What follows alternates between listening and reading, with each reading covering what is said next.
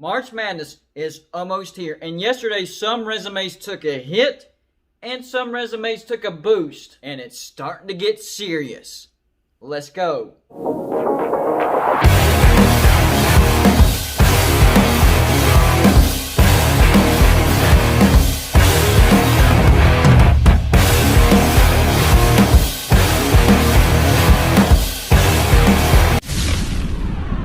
What's going on, everybody? It's me again, Golden Blue Dude. If you haven't already, go ahead and hit that like and subscribe button. I am here to get you through the work week. I do videos every single day, sometimes college football and sometimes college basketball. And the best way to support this channel and get more of my content is hit that subscribe button. March Madness is just 3 weeks away. Well, 3 weeks from yesterday. I'm talking about Selection Sunday. And yesterday was an important slate of games for people. It was a chance for some teams to build their resume because they're on the bubble to get into the big dance. Here were the big impact games for yesterday. First up, number 5, Illinois at unranked Minnesota. Minnesota's 13-10. They're 10th in the Big Ten, but they have some great wins. Yesterday was another chance for a great win. They got absolutely destroyed by Illinois, 94-63. Out of the entire game, Minnesota only led 3 minutes.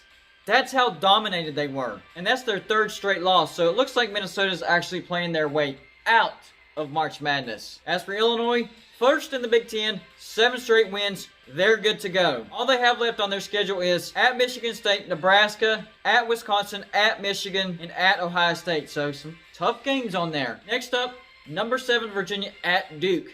Duke pulls off the upset, but Virginia was only favored by 2.5.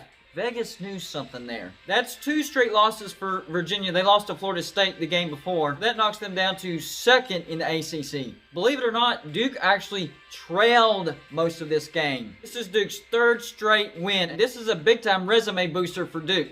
They're 10-8, which is not good, but they do have chances to build that resume. They have Syracuse, Louisville, at Georgia Tech, and at North Carolina. The most important one will probably be that one at North Carolina. 2 bubble teams going at it. For Virginia, all they have is NC State, Miami, and at Louisville. So really only 1 tough game left. Next game, UConn at number 10, Villanova. Villanova beats UConn 68-60. That was a golden opportunity for the Huskies to build that resume. They're still not out of it yet, though. They're 4th in the Big East. They get Georgetown twice, Marquette, and at Seton Hall. That's the big one for UConn. For Villanova, they're 1st in the Big East. They've won 3 out of their last 4, and Villanova never trailed UConn after the 14-minute mark of the second half. They have St. John's at Butler, Creighton, and at Providence. So they still have some tough games ahead of them, but Villanova is safely in the tournament. UConn need some more wins to get in. The next game, this was a great game involving my team. Number 13, West Virginia at number 12, Texas.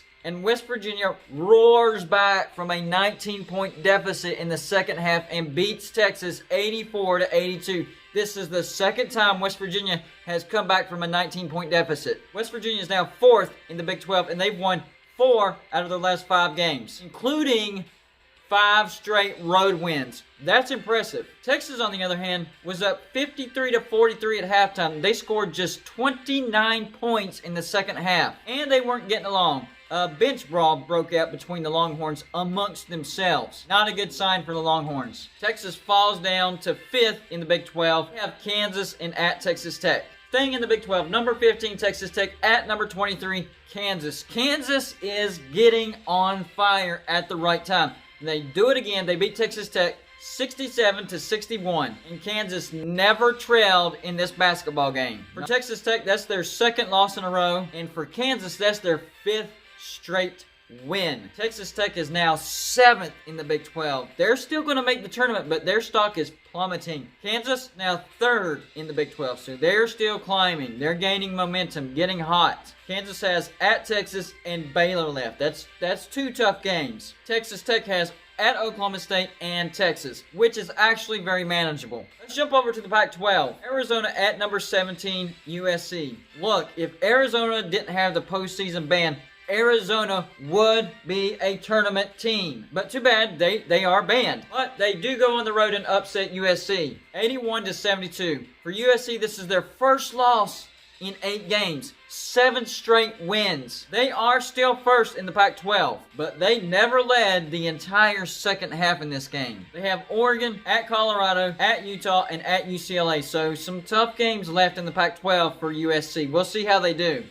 And then there's Tennessee in the SEC. I'm talking about Kentucky at number 19, Tennessee. Kentucky is not good this year, and they flat out dominated Tennessee on the road, 70-55. I'm telling you, if you watch that game, it looked like the players for Tennessee gave up. Not a good sign. That's Tennessee's second loss in the last 3 games, but this is by far their worst loss. They're still comfortably in the tournament, but that's not a good sign. They are now 4th in the SEC, and they trailed 35 minutes of this game. In other words, most of the game. Last 2 games, at Vanderbilt, at Auburn. Not good teams, but Kentucky is not a good team either, so those could actually be losses. Not good for Tennessee. Get it together. And then the big game yesterday. If you didn't watch Michigan at Ohio State, number 3 Michigan at number 4 Ohio State, you missed a good one. Michigan does prevail 92-87. And to be honest with you, Ohio State never had any sort of type of control in this game. You felt like Michigan was destined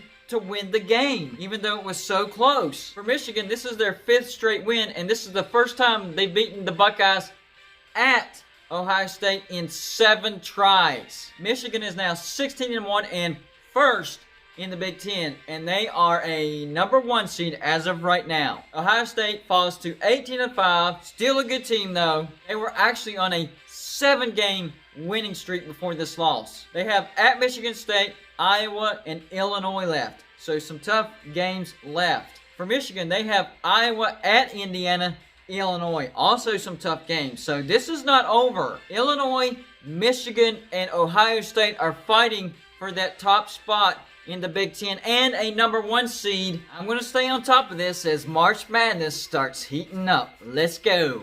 That's all I got for you for this show. Like and subscribe if you haven't already. And I'll see you on my next show.